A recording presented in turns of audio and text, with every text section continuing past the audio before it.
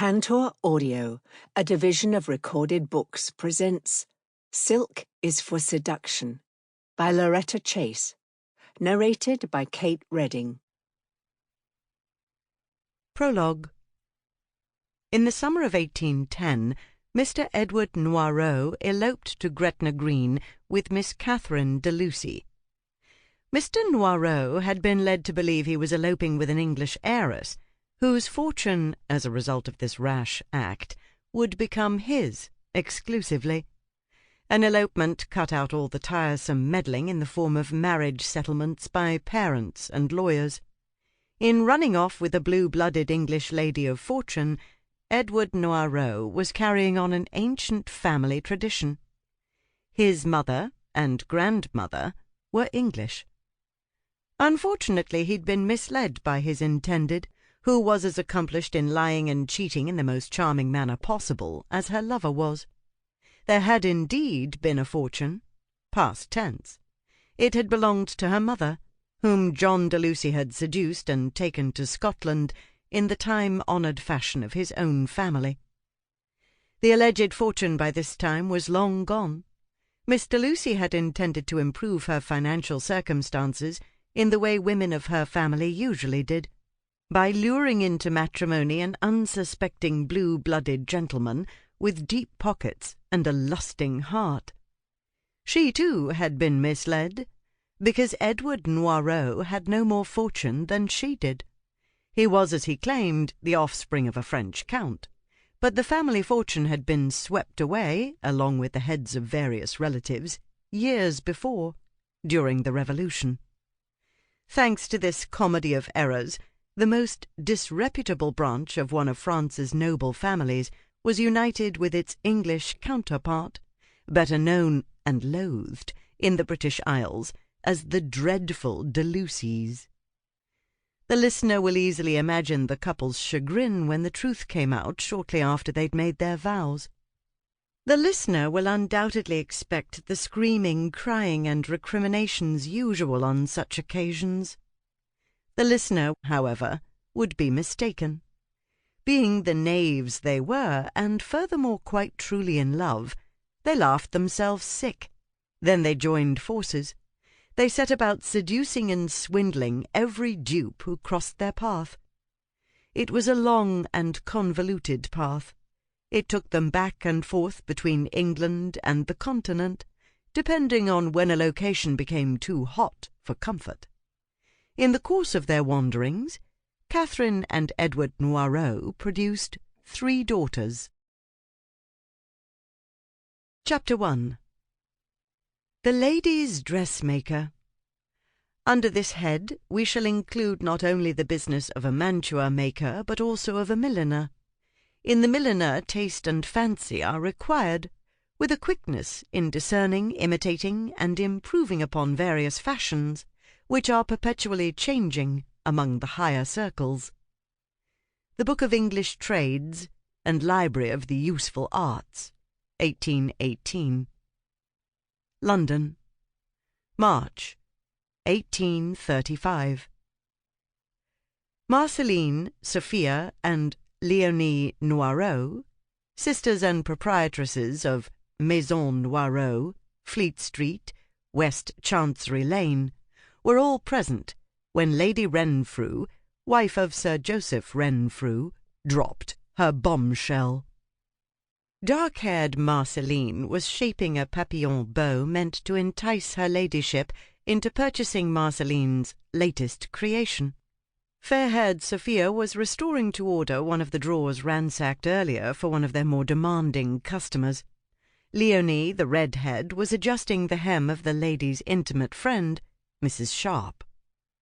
Though it was merely a piece of gossip dropped casually into the conversation, Mrs. Sharp shrieked, quite as though a bomb had gone off, and stumbled and stepped on Léonie's hand. Léonie did not swear aloud, but Marcelline saw her lips form a word she doubted their patrons were accustomed to hearing. Oblivious to any bodily injury done to insignificant dressmakers, Mrs. Sharp said, "The Duke of Clevedon is returning?" "Yes," said Lady Renfrew, looking smug. "To London?" "Yes," said Lady Renfrew. "I have it on the very best authority. What happened? Did Lord Longmore threaten to shoot him?" Any dressmaker aspiring to clothe ladies of the upper orders stayed au courant with the latter's doings. Consequently, Marcelline and her sisters were familiar with all the details of this story. They knew that Gervase Angier, the 7th Duke of Clevedon, had once been the ward of the Marquis of Warford, the Earl of Longmore's father. They knew that Longmore and Clevedon were the best of friends. They knew that Clevedon and Lady Clara Fairfax, the eldest of Longmore's 3 sisters, had been intended for each other since birth.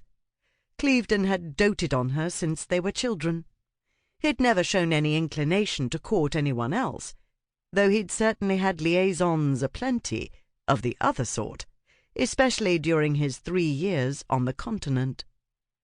While the pair had never been officially engaged, that was regarded as a mere technicality. All the world had assumed the Duke would marry her as soon as he returned with Longmore from their grand tour. All the world had been shocked when Longmore came back alone a year ago, and Clevedon continued his life of dissipation on the Continent. Apparently someone in the family had run out of patience, because Lord Longmore had travelled to Paris a fortnight ago. Rumour agreed he'd done so specifically to confront his friend about the long-delayed nuptials. "I believe he threatened to horsewhip him, but of that one cannot be certain," said Lady Renfrew. "I was told only that Lord Longmore went to Paris, that he said or threatened something, with the result that his Grace promised to return to London before the King's birthday." Though His Majesty had been born in August, his birthday was to be celebrated this year on the 28th of May. Since none of the Noirot sisters did anything so obvious as shriek or stumble or even raise an eyebrow, no onlooker would have guessed they regarded this news as momentous. They went on about their business, attending to the 2 ladies and the others who entered their establishment. That evening they sent the seamstresses home at the usual hour and closed the shop. They went upstairs to their snug lodgings and ate their usual light supper. Marcelline told her 6-year-old daughter, Lucy Cordelia, a story before putting her to bed at her usual bedtime. Lucy was sleeping the sleep of the innocent, or as innocent as was possible for any child born into their ramshackle family, when the 3 sisters crept down the stairs to the workroom of their shop. Every day a grubby little boy delivered the latest set of scandal sheets, as soon as they were printed, usually before the ink was dry, to the shop's back door. Leonie collected today's lot and spread them out on the work table. The sisters began to scan the columns. "Here it is," Marcelline said after a moment. "Earl of L. returned from Paris last night. We're informed that a certain duke, currently residing in the French capital, has been told in no uncertain terms that Lady C. was done awaiting his pleasure. His Grace was expected to return to London in time for the King's birthday. Engagement to be announced at a ball at Warford House at the end of the season. Wedding before summer's end." She passed the report to Leonie, who read, "Should the gentleman fail to keep his appointment, the lady will consider their understanding a misunderstanding." She laughed. "Then follow some interesting surmises regarding which gentleman will be favoured in his place." She pushed the periodical towards Sophia, who was shaking her head. "She'd be a fool to give him up," she said. "A dukedom, for heaven's sake! How many are there? And an unmarried duke who's young, handsome, and healthy? I can count them on one finger." She stabbed her index finger at the column. "Him." "I wonder what the hurry is about," Marcelline said. "She's only 21." "And what's she got to do but go to plays, operas, balls, dinners, routs, and so on?" said Leonie. "An aristocratic girl who's got looks, rank, and a respectable dowry wouldn't ever have to worry about attracting suitors. This girl—" She didn't have to complete the sentence. They'd seen Lady Clara Fairfax on several occasions. She was stunningly beautiful, fair-haired and blue-eyed in the classic English rose mode. Since her numerous endowments included high rank, impeccable lineage, and a splendid dowry, men threw themselves at her, right and left. "Never again in her life will that girl wield so much power over men," Marcelline said. "I say she might wait until her late 20s to settle down." "I reckon Lord Warford never expected the Duke to stay away for so long," said Sophie. "He was always under the Marquis's thumb, they say," Leonie said. "Ever since his father drank himself to death. One can't blame his Grace for bolting." "I wonder if Lady Clara was growing restless," Sophie said. "No one seemed worried about Clevedon's absence, even when Longmore came home without him." "Why worry?" said Marcelline. "To all intents and purposes they're betrothed. Breaking with Lady Clara would mean breaking with the whole family." "Maybe another beau appeared on the scene. One Lord Warford doesn't care for," said Leonie. "More likely Lady Warford doesn't care for other beaux," said Sophie. "She wouldn't want to let a dukedom slip through her hands." "I wonder what threat Longmore used," Sophie said. "They're both reputed to be wild and violent. He couldn't have threatened pistols at dawn. Killing the Duke would be antithetical to his purpose. Maybe he simply offered to pummel his Grace into oblivion." "That I should like to see," Marcelline said. "And I," said Sophie. "And I," said Leonie. "A pair of good-looking aristocratic men fighting," Marcelline said, grinning.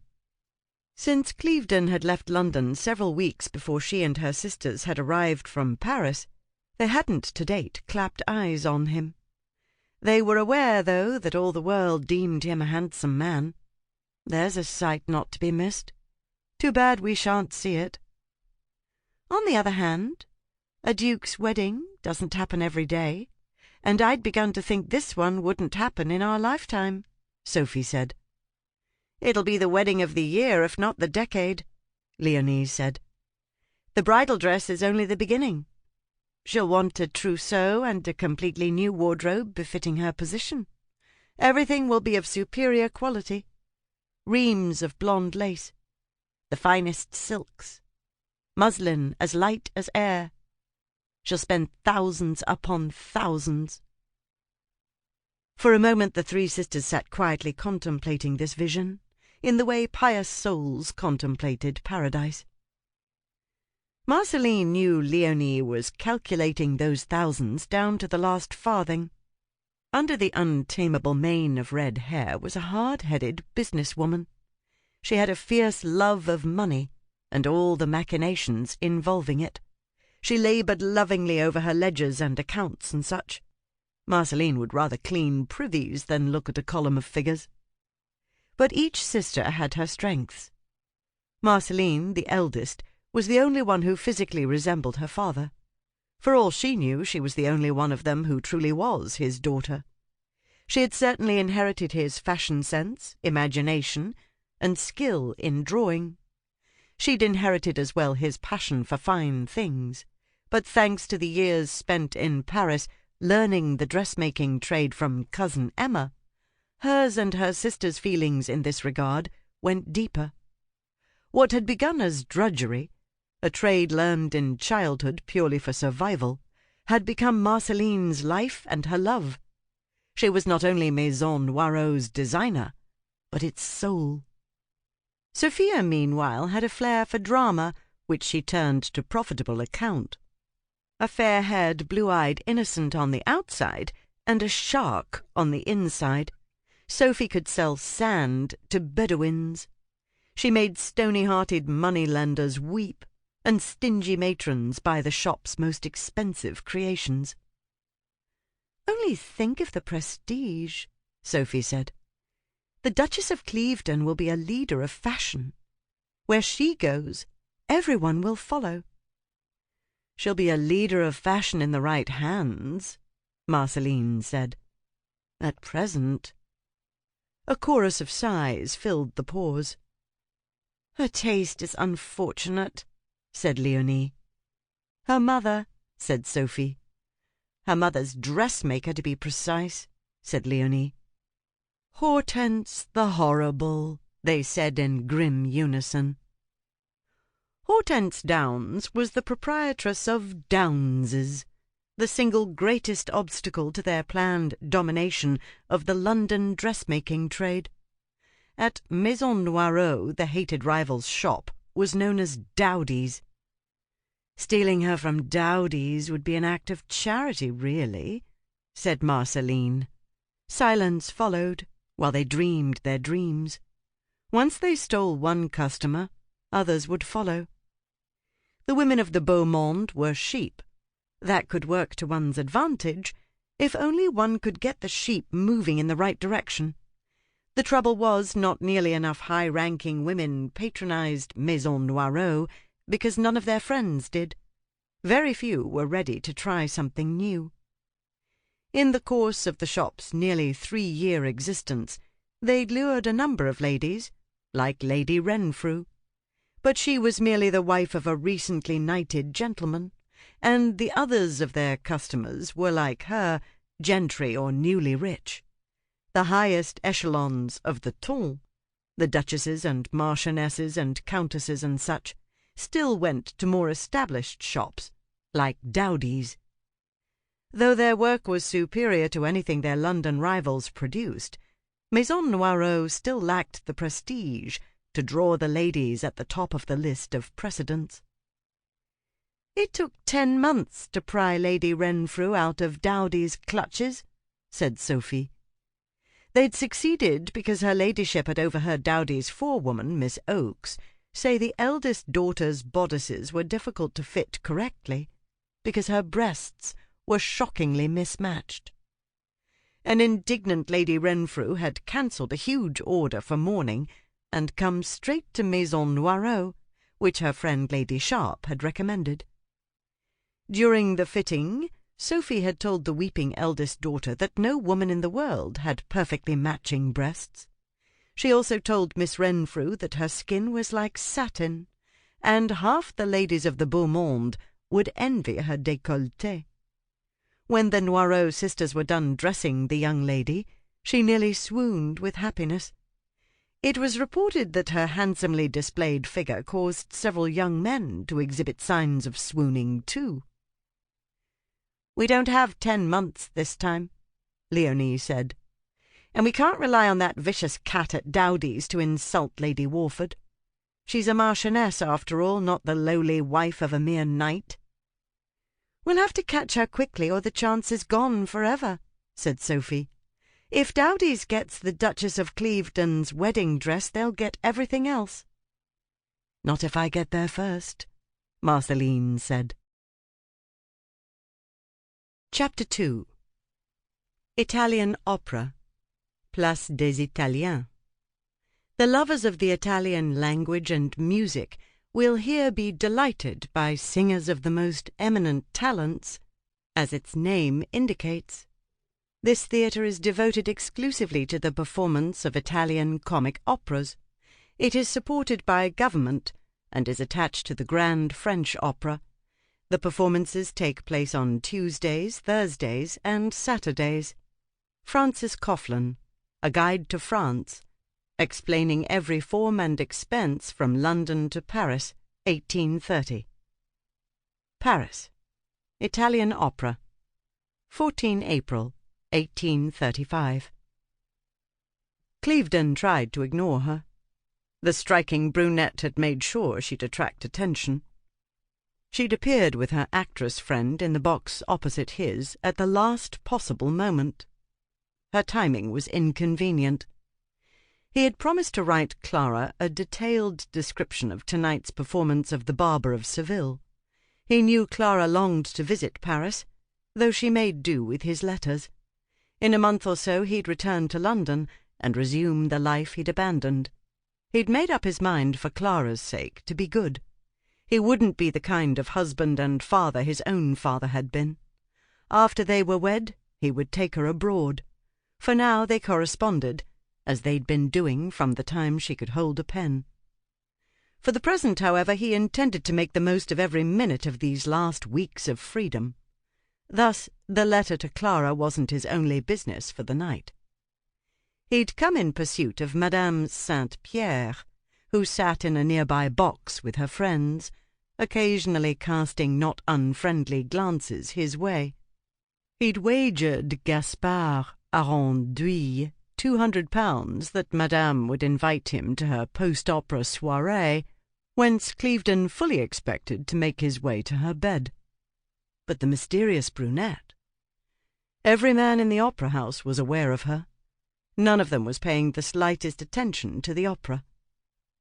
French audiences, unlike the English or Italians, attended performances in respectful silence, but his companions were whispering frantically, demanding to know who she was, that magnificent creature, sitting with the actress Sylvie Fontenay.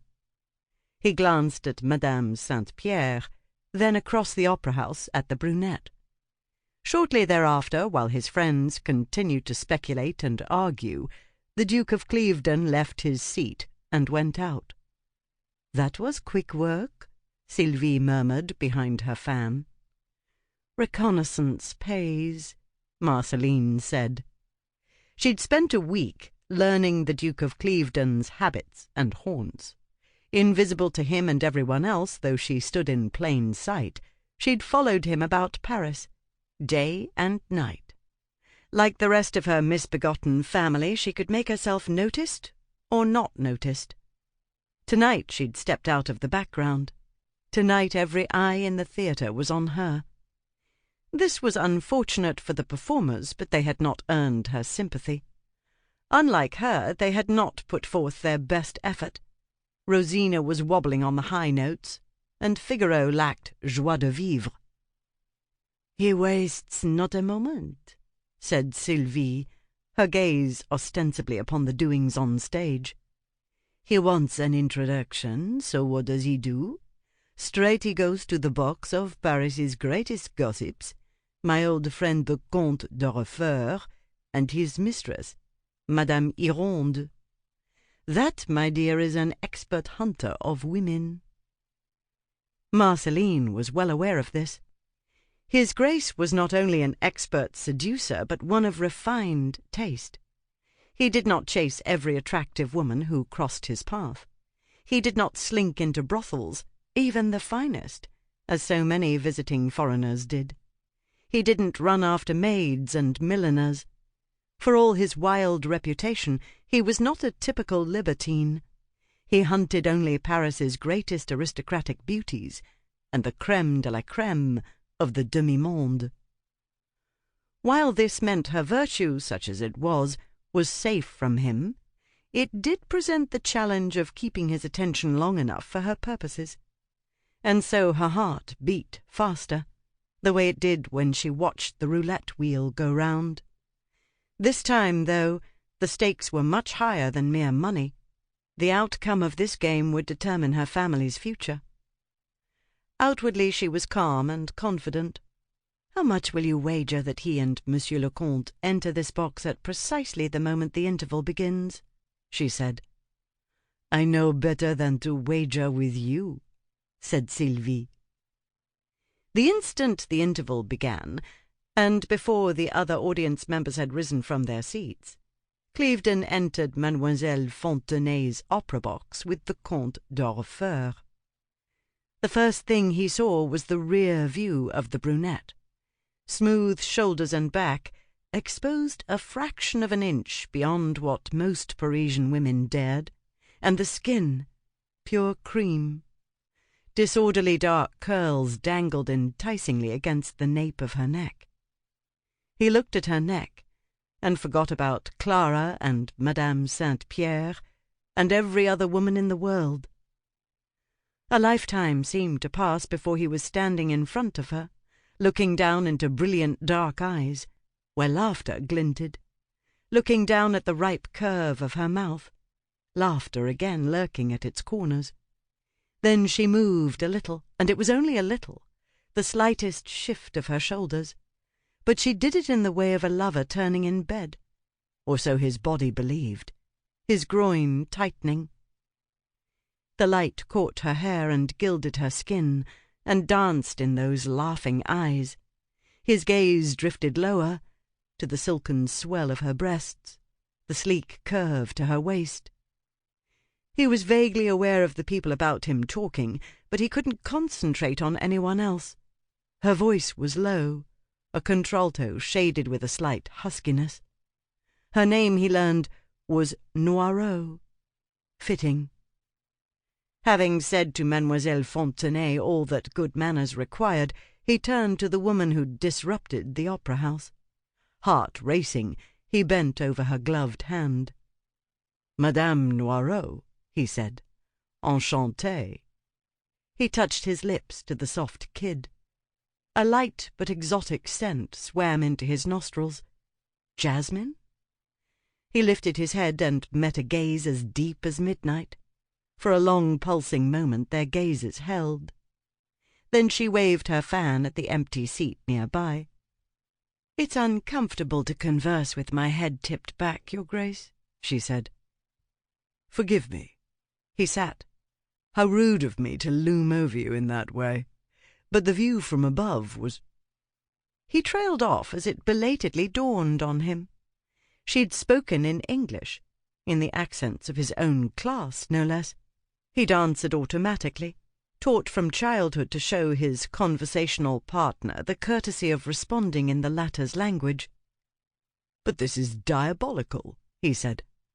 "I should have wagered anything that you were French." French, and a commoner. She had to be.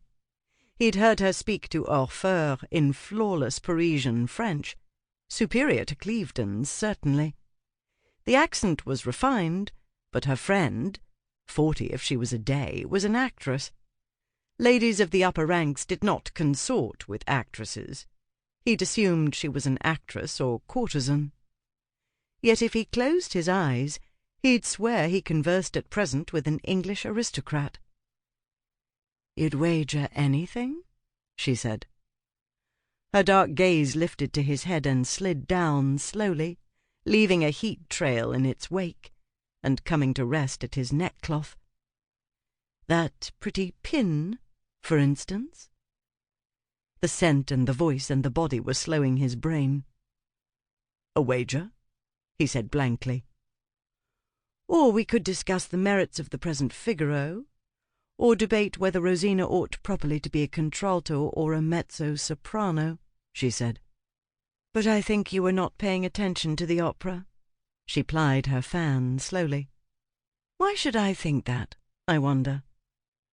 He collected his wits. "What I don't understand," he said, "is how anyone could pay attention to the opera when you were in the place." "They're French," she said. "They take art seriously." "And you're not French?" She smiled. "That's the question, it seems." "French," he said. "You're a brilliant mimic, but you're French." "You're so sure," she said. "I'm merely a thick-headed Englishman, I know," he said. "But even I can tell French and English women apart. One might dress an Englishwoman in French fashion from head to toe, and she'll still look English. You—" He trailed off, letting his gaze skim over her. "Only consider her hair. It was as stylish as the precise coiffes of other French women. Yet no, not the same. Hers was more something. It was as though she'd flung herself out of bed and thrown herself together in a hurry. Yet she wasn't dishevelled. She was different." "You're French through and through," he said. "If I'm wrong, the stick-pin is yours." "And if you're right?" she said. He thought quickly. "If I'm right, you'll do me the honour of riding with me in the Bois de Boulogne tomorrow," he said. "That's all?" she said, in French this time. "It's a great deal to me." She rose abruptly in a rustle of silk. Surprised again, he was slow coming to his feet. "I need air," she said. "It grows warm in here." He opened the door to the corridor and she swept past him. He followed her out, his pulse racing. Marcelline had seen him countless times, from as little. Sample complete. Ready to continue?